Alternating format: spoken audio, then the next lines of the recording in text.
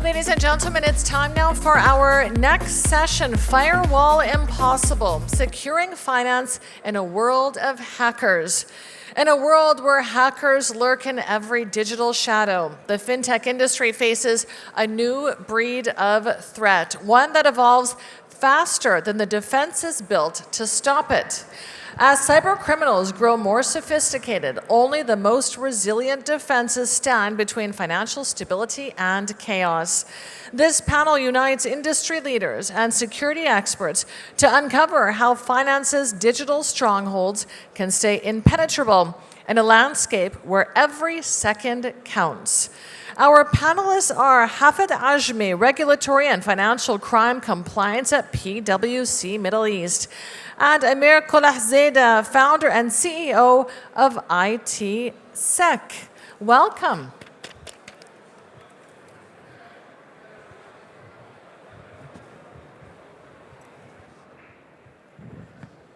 Thank you so much for being with us today. This is such an important topic, and I know that our audience are keen to hear your insights. Hafed, let's talk first about the key emerging cyber attack trends in the UAE financial sector, and for virtual assets specifically. What are they? First of all, thank you for having us on this exciting panel. Thanks, Ramia, for this moderation. Presentation. So I'm Hafed Ajmi. I'm a partner in PwC on the regulatory compliance and financial crime. I'm working closely with the banks and the VASPs, which is the virtual asset service providers, on the regulatory and compliance and a financial crime. The topic, it's very interesting, and this is one of the challenges which the financial sector, whether banks or the VASP, are facing, especially when it comes to the virtual assets. And this is basically the adverse side of the digital agenda that the banks they have, where with the use of advanced technology, with the digitization, with the instant payment, and the sophisticated AI tool, there are criminals which they are using that on their advantage for a financial purposes for their side. Most of the clients which we work them and most of the customers we work them, they have been subject to digital fraud. And this digital fraud, it's basically because of the lack of their cybersecurity systems on the bank side, which driven more by either attacks to their accounts, credit cards, financial, whatever, that they have seen all of this. So we have seen a lot of, for example, digital fraud. We have seen a lot of social engineering fraud on this. Calls to the customers where they said, can you provide your information? We are a central bank. Please provide your information. We are the police. We are the intelligence from police. Please provide your information to process certain transaction or your card. And luckily, they have the information. They give you exactly the last digit of your card. And they say, this is your last digit of the card. We have seen you have done the transaction. And luckily, yes, we have done the transaction. Can you give your full details of the card, your OTP, and suddenly all the funds are gone. So that's what they have seen most of the banks. Now that's on the micro side, but also on macro side, or certain countries or nations, they have been also subject to what you call the advanced persistent threats on the countryside to steal the information on certain countries, which that's what we have seen as emergent trends happening right now on the cyber side. You mentioned, just quickly to follow up, that the majority of your clients were approached by fraudsters. They were potential victims of fraud, or they were defrauded? So they are potential fraud, and they have been defrauded also. The majority have been defrauded. Of fraud. I have been personally defrauded. Yes. So though I'm on the practice, but these guys are very smart. They use sophisticated techniques where they circumvent the system of the banks to steal this. And yes. This is basically the lacks of weaknesses, or the weaknesses on the bank side, which they have been penetrated to that and use the information. Yes. Unfortunately, we've all received those phone calls, and simultaneously an OTP appears on our screen, and they're asking for the OTP. Who knows what information they're trying to access? Amir, what are the evolving challenges in securing digital assets and virtual currencies, in your opinion? Again, thank you for having me on the panel. It's an honor. Well, exactly what we talked about. Today, it is so easy to grab a Bitcoin or USDT and transfer that funds semi-anonymously. I mean, it is trackable, but it's very difficult, and you need tools and government and guidelines behind it to do it, but could disappear very fast. So it has given, obviously, the cyber criminals and the hackers the better tools to steal from the public. That's a fact, and that's where we are. They are winning. There is no question that the hackers will always win, and they'll always be a step front of us. Us cybersecurity guys are super smart IT guys. So you were a super smart IT guy, you moved to cybersecurity. The hackers are smarter than us. Why? Not because of IQ, because of they don't have budgetary concerns or constraints. They don't have regulation. They don't have government. They don't have clients that have budgets. It's an open floor. They're not for them. smarter, they're unregulated. There you go. It's a wild, wild west. And guess what? They win. They will always be ahead of us. Us in cybersecurity industry, we're always chasing. It's after they come up with something that we have to have the solution. We cannot predict or perceive the future, what they're doing. Today, about 2 years ago, before the invent of AI, ChatGPT, not AI, one of the biggest things we did, we teach our clients as a cybersecurity awareness was look for phishing emails, right? It was so obvious that it was a hacker written. Grammar mistakes, spelling, Today, I cannot even detect a phishing email. Not that only the grammar and spelling has been fixed, they're leveraging the AI tools to pick up the tone of the emails. Each organization have its own tone. My organization picks up after my tone, how I write emails. So my staff and my team members write in the same manners that I do. So this X bank and that other bank, they write emails differently. And now the tone is being picked up. It has made our life definitely more difficult and definitely more challenging. So yes, that's where we are today with chasing the bad guys, defrauding. And yes, 95% of the clients that come to us, unfortunately, like my colleague has mentioned here, have been defrauded, breached, and somehow some type of cyber criminality act has been taken against them. 95% have been defrauded. Who in our audience has lost money to some type of cyber crime? I suspect a few of you, but nobody has raised their hand. I've also been a victim. You've been a victim, sir. I lost a little bit. I hope you lost a little bit. My mother was hacked. Oh, bless. His mother was hacked. Okay. Yes. And this is and one of the other problems I think I see in my last 20 years working as a cybersecurity industry in this part of the world. Back in the U.S., if you get hacked, you go public. That's the law. I mean, that's the way the market works. You say you got hacked, you release the information, you protect yourself against liability. Those liabilities don't exist here, and unfortunately, it's got to do with our Eastern culture. It's got to do with a lot of that stuff. I'm sure you understand. We cannot say our house got broken into. Because everybody would say, you didn't do a good job to protect your family. You didn't do a good job. So it has a lot to do with culture. Admitting it is not obviously a bad thing, but culture prohibits the companies to go public and admit that they have issues, and so you don't hear a whole lot about it out here. Yes. And then the repercussions are obviously trust issues as well. How can you trust a company that allowed itself to be hacked? And that brings me to my next question, which is, what are the challenges that financial institutions face in securing customer data from hackers?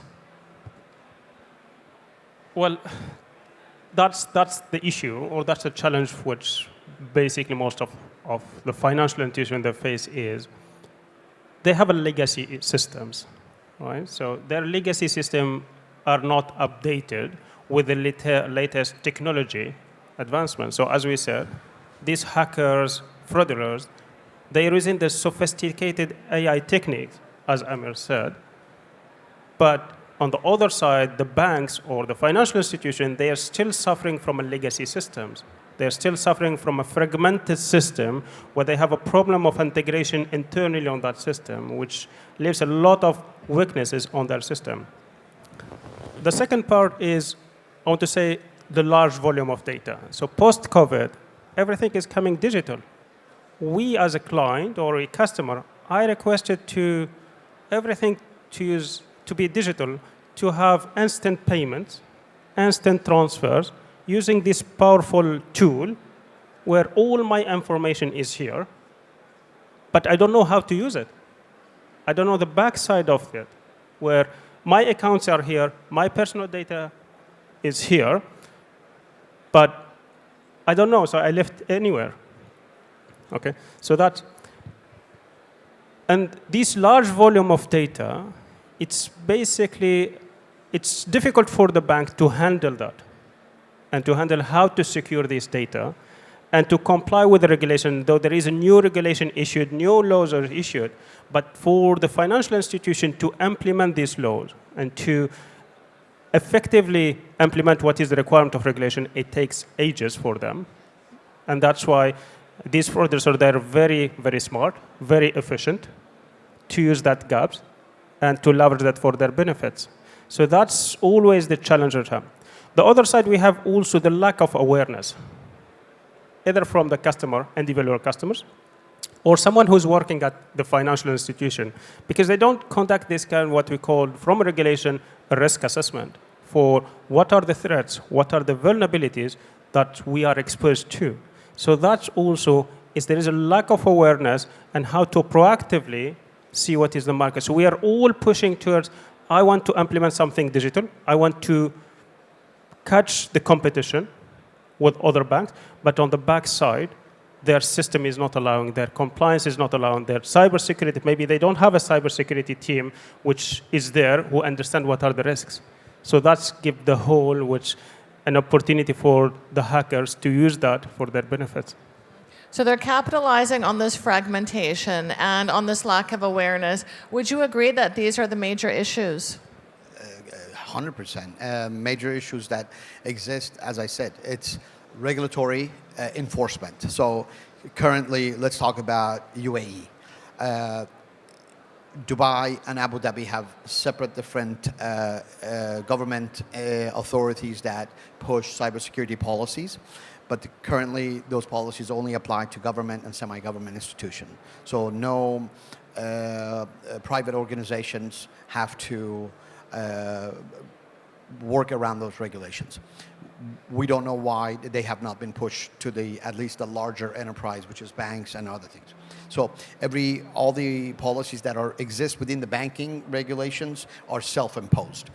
And lack of skill set, lack of training, budgets, legacy systems, again, money. It always goes back to money and budgets. How much does it cost to upgrade our systems? But we have to get the newest, latest digital app because we need the users. So it's a struggle between business continuity and business unit, sales, and all the cybersecurity. Unfortunately, one of the things that I have experienced personally, when we walk into an organization, people see us as everyone, except the CEO who's paying for us, and even as, oh God, the police is here. Yeah, the bad guys are here. They're going to lock up my USB. And one of the things that I have, in my 20 years, been trying to do is change that perception. Say, hey guys, we're here to help you. We're not here to lock your USB so you can't print your mom's photos on the printer. Yes, that is part of the job that we have to do, but there is a reason behind it. If the employees understood that reason or that logic, that push it through. One of the biggest issues, right now, I think the latest stats that I have, 78% of all hacks that happen into an organization or even us as an individual, it comes by way of phishing or social engineering. The days of a person in a dark room in the grandpa's basement with the computers, the mental picture we have from a hacker are days. Nobody can hack firewalls anymore. Nobody can go beyond that. It's very, very, very, very difficult. It is doable, but only the state-sponsored hacks can do that because it takes a lot of time, a lot of effort, lots of resources. But it is so easy to send you a link on your WhatsApp that you would click on. And boom, I know your location, I know your contacts, I know everything. Same thing that happens in an organization. That one problem could be easily fixed with a few very simple cybersecurity policies, training, and we see that organization don't even take that step to protect themselves. Honestly, if you ask me why, I don't know. Maybe they're not sure that the expense will see any significant ROI. And you would think that blockchain would mitigate a lot of these issues. I mean, why are they not taking advantage of blockchain technology to close those gaps? Is that for you? Go ahead. It's the blockchain again. It's a fantastic way to secure the data. But to implement that blockchain, it requires certain infrastructure. It requires certain skill set to implement. So not all the transactions are processing through the blockchain right now. It requires certain IT infrastructure to secure that, for the digital identity also on this blockchain. Now, it has back to the cost. Implementing that would require a cost. Is the banks now or the financial institution wants to do that? Now I know, for example, the VASP, they are doing their transaction on the blockchain, which is secured on blockchain, but still the fraudster, they have sophisticated techniques to encrypt the break of the blockchain and the security there. So they're using AI efficiently on that, and I have experience with many VASP that they have been subject to this AI where they break this blockchain security and they got the data of their customers. So even the blockchain is not secure.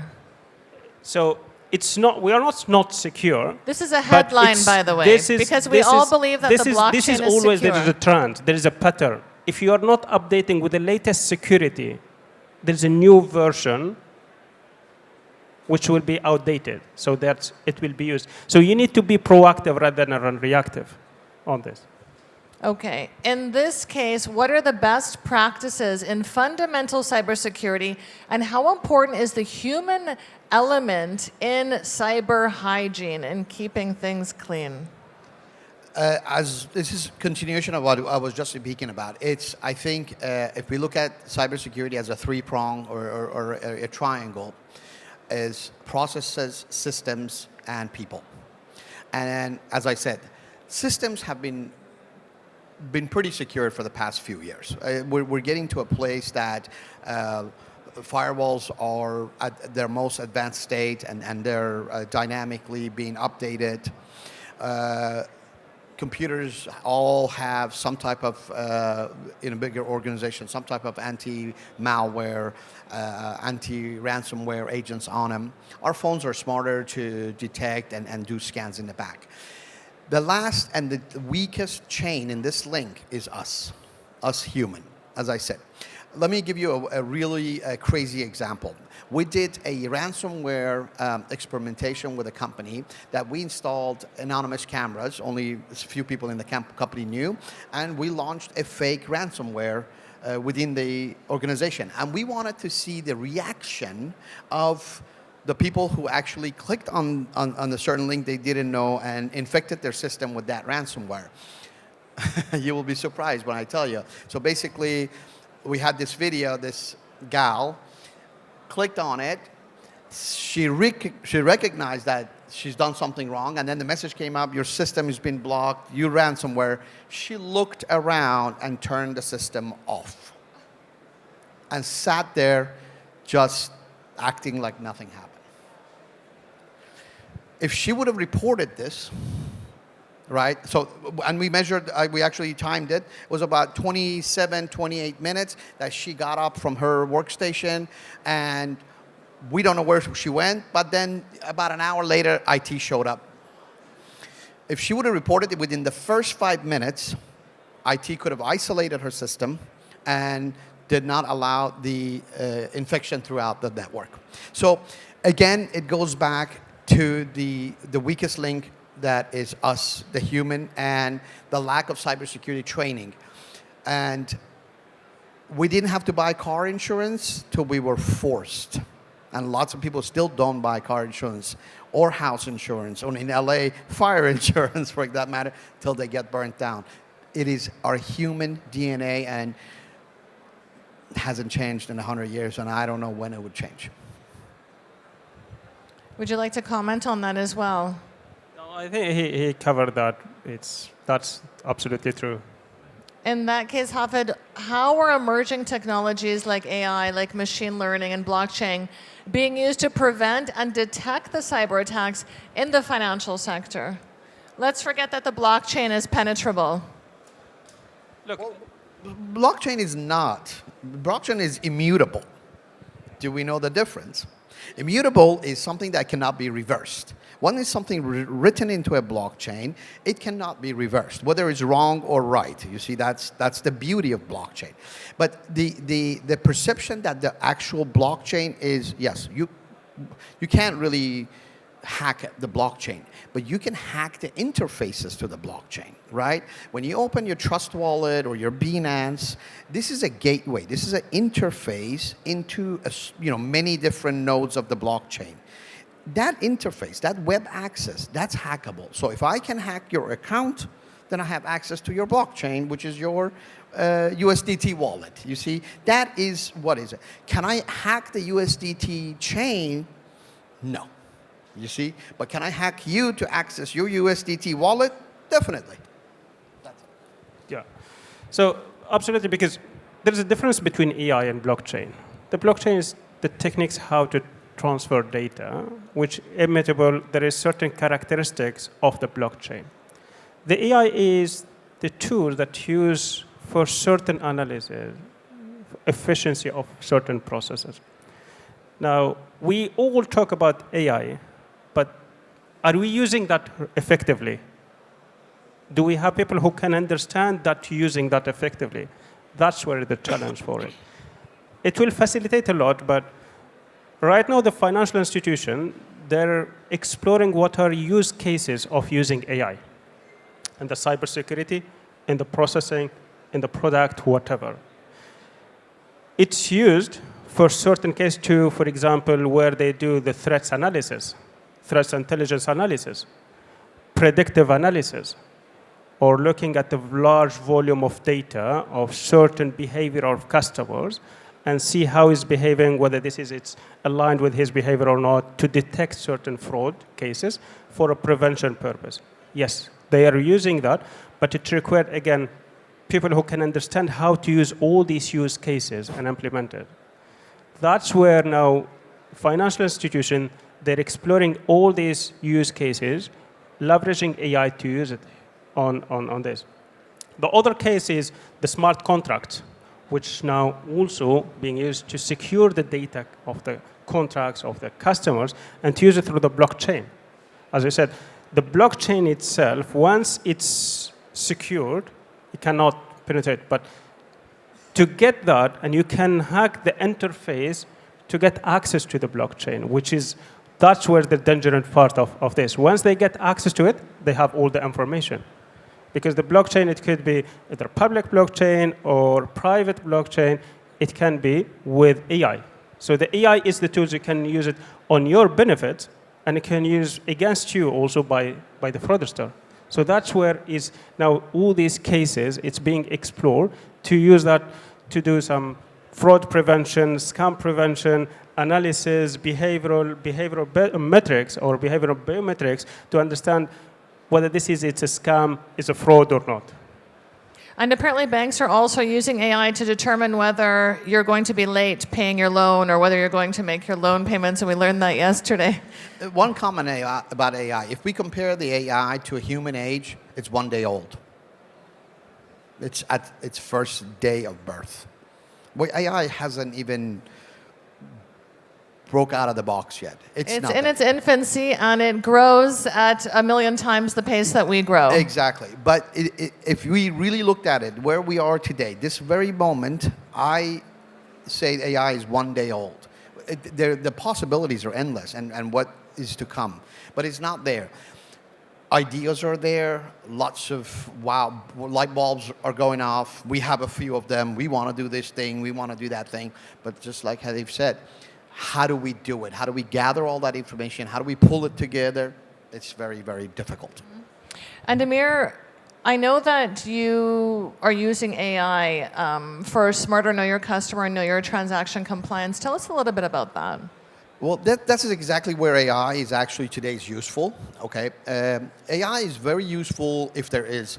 First of all, I have a problem with the word AI because I don't think AI still exists. What we're using is machine learning. Okay, so AI is a fancy word. It's much more sexier than ML or machine learning. So today what we're using is data in, data out. What has happened against the old processor or old computers is that the processing program that I have to take, hey, take 2 + 2 and add it, and this is the function for adding it, is being done with the machine learning. So the machine learning or the AI that we're using today is best practice where there are inputs, there's data, which like it's the KYC, KYT, and KYB. One of the most biggest issues in the financial industry is because of regulatory compliance, fraud, money laundering is know your customer, know your company, if your customer is an enterprise, which is KYB, and now today everybody's moving toward KYT. I might know Ramia, bank has cleared her, but this transaction does not match the pattern of your old deposits, withdrawals, transfers. This is where AI today is capable of doing a lot.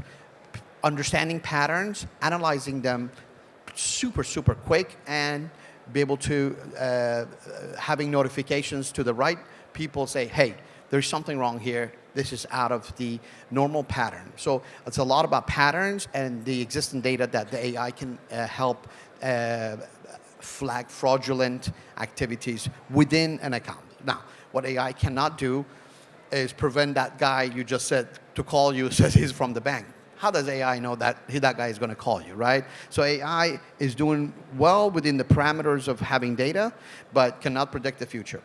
One thing that I know, it's a project that I have worked on, and for a few years we couldn't talk about it.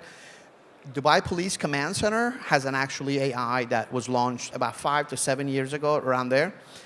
And actually, it's intelligent enough that predicts crime. And it's actually 80% correct.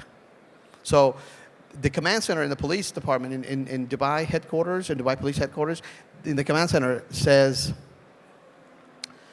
oh, there's a possibility of a robbery at this street at 4 p.m. And about 80% is correct. Amazing. That's just one of those amazing things.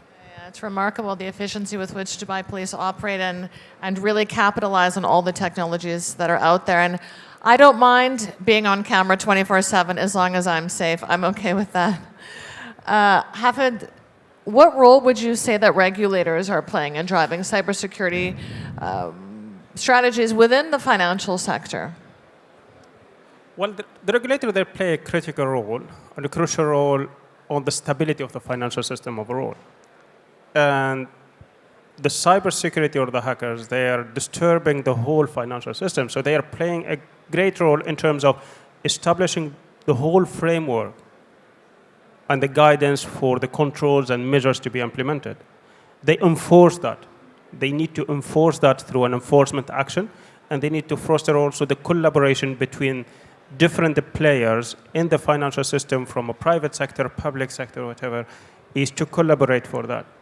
So we know that in UAE there have been laws related to the cybersecurity, laws related to the data protection, data governance of their customers, which they have already issued that, and they have asked the financial institution to implement that. They are doing inspection, they're doing regular audit on the implementation of this regulation, and also there will be penalties for non-compliance with that, which that's the role.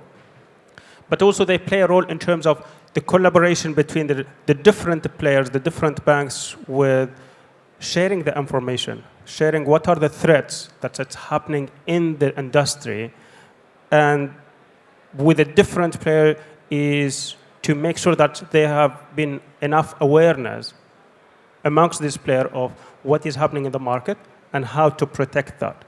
So that's that. They play also another role, maybe it's a global role, where there are bodies or governing bodies internationally, like FATF, like any other bodies, and they collaborate with them to cross or to share the information globally of what is happening in the world. Because these hackers, it might not be here in UAE, for example. It might be in other countries, in another countries nearby. So that sharing of the information will help to understand these different threats, insights, and to proactively put the measures to stop this. I have so many more questions, but unfortunately we have run out of time. I'm sure you can catch up with Hafed and Amir after this session if you have some questions for them. I'm sure you do. Thank you so much for sharing your really brilliant insights. It was a fascinating conversation. Appreciate your time today. Thank you. Thank you, everybody. Thank you very much for having us.